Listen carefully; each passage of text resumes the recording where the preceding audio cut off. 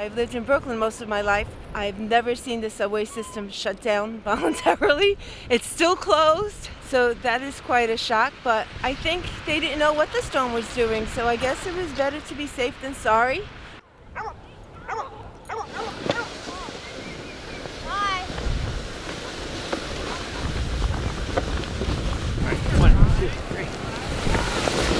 I was a bit irritated. I think that things got overblown, and I think politicians started one-upping each other to seem most concerned and present the direst case possible. But there are a lot of happy people out here today, and so I can't begrudge it entirely.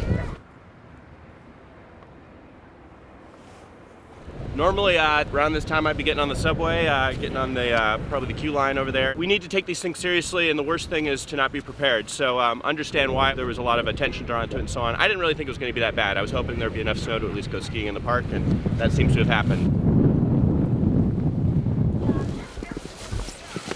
All right, you tell me set. I think we got the last sled in Brooklyn. And so here we are, crack of dawn, out with the dogs, hitting the slopes before the other 1,000 kids come out for the day.